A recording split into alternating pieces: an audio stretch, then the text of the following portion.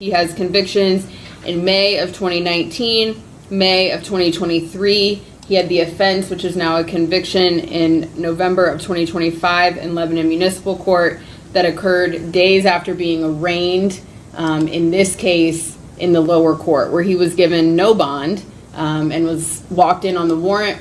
A bond was not set, and days later he committed the offense that was charged out of Lebanon Municipal Court. His record shows that he had been off probation just over 2 weeks out of the Brown County case when he committed this offense.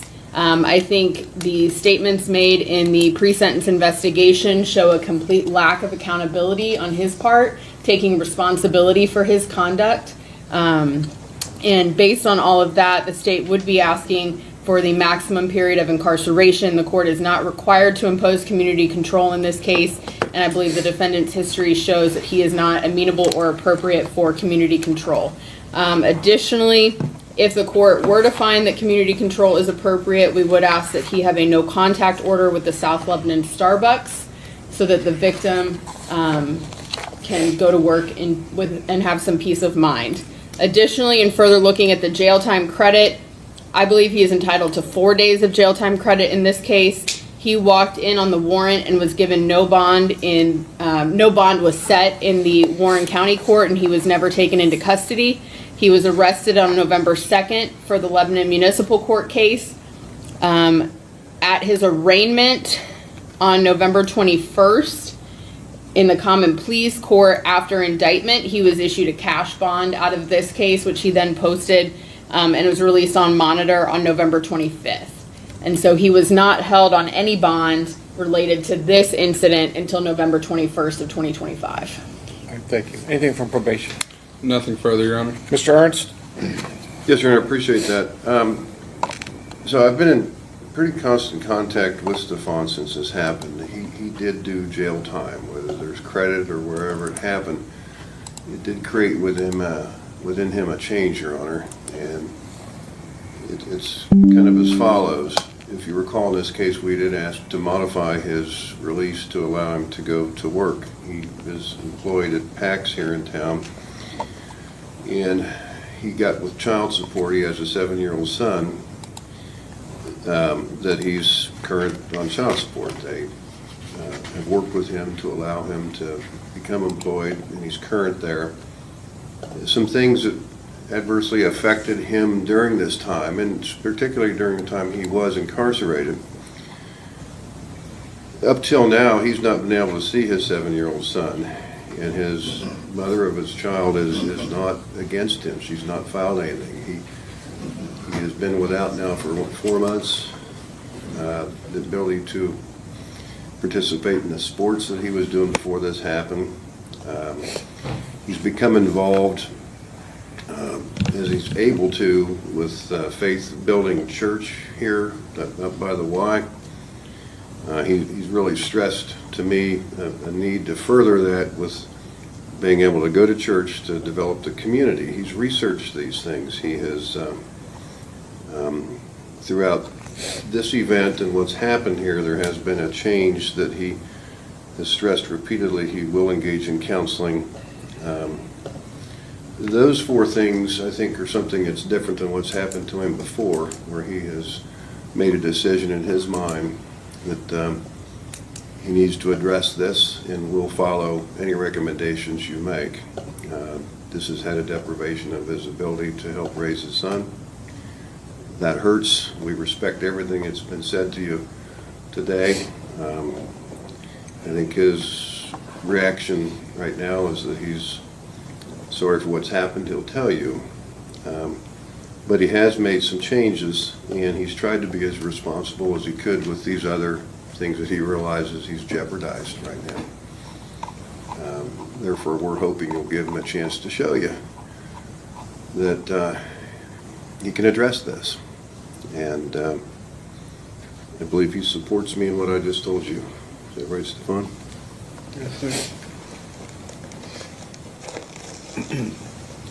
Mr. Scott, is there anything you'd like to say before I pronounce sentence?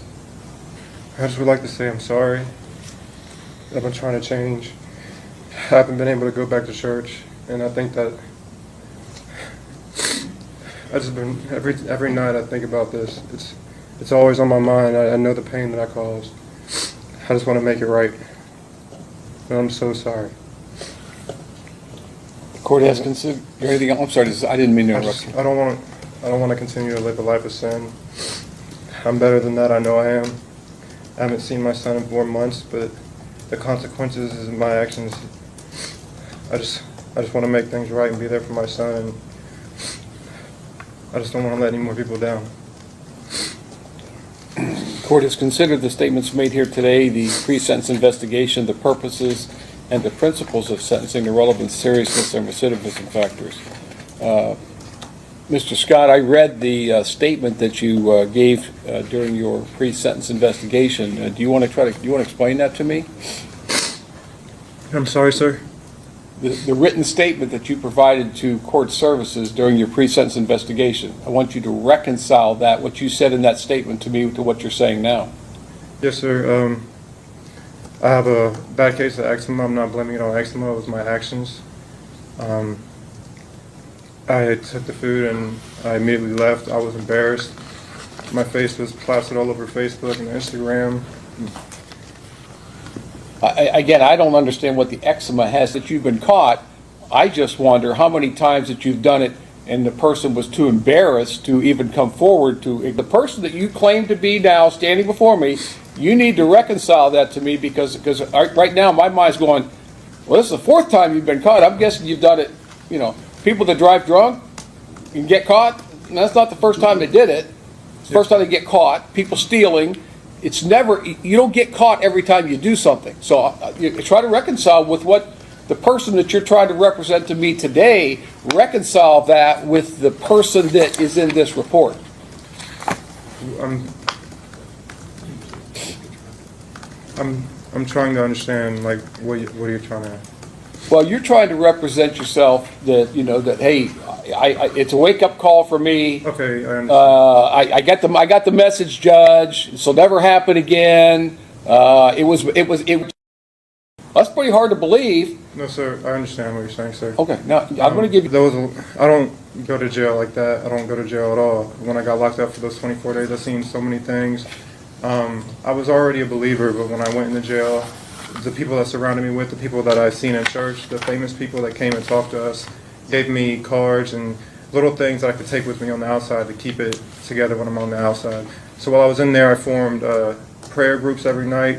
It took a while to do that, but I feel like that was a calling. I feel like that the Lord put me in there to wake me up. That was my wake-up call. He was with me the entire time I was in there. People around me even felt it, and I was trying to, everything we did after we ate or before we ate and before we went to bed, we prayed. I'm focused on God. My wake-up call is God.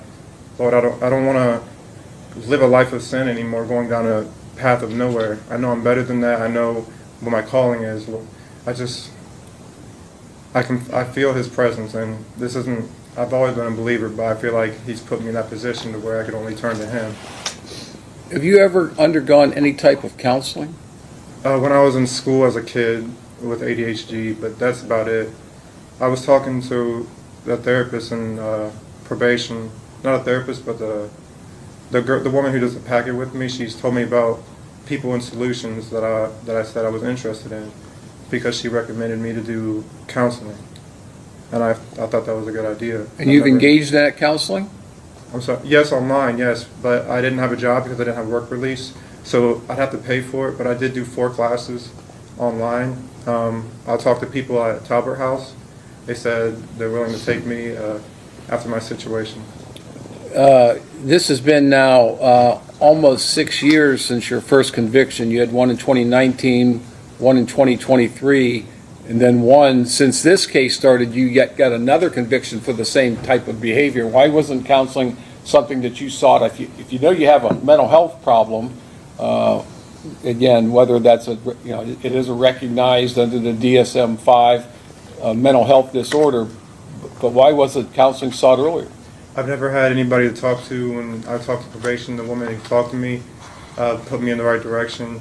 I never thought it was something that I needed until I heard it from her, and the things that we talked about the police and how, things in my past. she said, I think you need counseling because this is a recurring thing. And I realize now that I'm at home, I can't walk around without looking out the window. She explained to me these things are not normal. Me, growing up, I always thought it was normal in the environment that I grew up in. Realizing what she has told me, I feel like You thought this was normal behavior?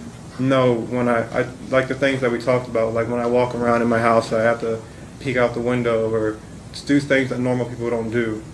And she said that is a cause from certain past trauma. And when she started explaining that to me, I had agreed that I do need therapy. I never considered it until we went and dug in my past, is what I was trying to say. You have health insurance now? I do, with my job, yes. That's one of the things we talked about, was getting his insurance reestablished through this company to then get those things set up and have the funds to pay for it. All right. Your Honor, I would just, in brief response, I would just note that the Talbert House assessment was completed January 15th of 2026, and the statement he made as a part of his PSI was January 10th of 2026, which were 6 weeks or more after his incarceration, and that don't reference anything that he's talking about here today before the court. The assessment was separate. I called for the information that she gave me to Talbot House. I never did an assessment. I called. Oh, you did an assessment? I did do an assessment, yes, sir, but that was before I had a meeting with her. She basically gave me, hey, you should go over there and talk to this person at this place and get therapy from this person. That's basically what I was saying. And you did that? I called, yes, but I can't do anything while I'm on house arrest or doing this case. Who told you that? I can't. I can only leave for court privileges and work. Well, that's certainly not true. If all you had to do was call community corrections and say, hey, I've got a counseling appointment, can I go? And they would say, Mr. Henry, what would they say? They would say, as soon as you get his verification, you're good to go. Yeah, that's all it takes is a phone call. Yeah, that's simply not true. Yeah, Mr. Scott, there's nothing that you have said today that convinces me, and again, whether this, I'm not going to get into a discussion as to whether this is a mental health disorder or not. The DSM certainly recognizes it as such, but I don't think you've gotten the message. I mean, you, and again, my mind keeps going back to, and again, the two prior convictions and then getting a conviction while this case was pending. I cannot imagine for the life of me, knowing that you're under indictment on a felony charge for this offense, going out and doing the same thing. I mean, that just completely blows my mind.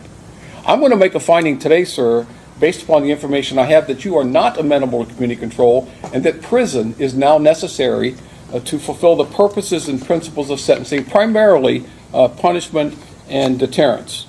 So if you think the 24 days in jail for the Lebanon Municipal Court case got your attention, I think I'm going to get it now. So that's what I'm going to do. I'm going to order you to serve 10 months in prison. The reason I'm not ordering you to serve 12 months, the maximum, is because you did enter a plea and did not make this young lady go through the trauma of having to relive that whole thing in front of 12 strangers. So you're going to serve 10 months in prison. You get credit for the 4 days you served on this case. Even though you served 24 days in jail, the 20 of those days are going to be credited to your Lebanon Municipal Court case. Now, the court does make a finding that the prison is necessary based upon the extensive prior history of this particular offense. Obviously, you haven't responded to any type of sanctions that the court has imposed previously, and that you just continue to engage in the same type of behavior. So that will be the court's finding. You're also subject to a discretionary period of post-release control, which means on your release from prison, the Adult Parole Authority may supervise you for up to 2 years. If you violate those terms of supervision, the Adult Parole Authority can return you to prison for up to 1/2 of this court's original sentence. If your violation is that you commit another felony, you can be returned to prison for 1 year or the period that you have left on post-release control, whichever is longer, and that time would run consecutive to any additional prison time that you get sentenced to. The court does find that you are indigent for the purpose of any fines, costs, or other financial sanctions. Now, there may be opportunities for you to receive up to 1 day per month for participating in any programs that are sponsored by the Department of Corrections. Finally, you have a right to appeal the court's decision if you're sentenced to the 12th District Court of Appeals. If you want to appeal, you must file your notice of appeal within 30 days of today's date. If you can't afford to pay for the transcript or anything necessary for your appeal, that can all be provided to you at no cost. If you cannot afford an attorney, I will provide, or the court will provide one to you at no cost. Ms. Nicholson, is there anything else? You waived the fines and costs? Yes. Nothing further. Mr. Ernst?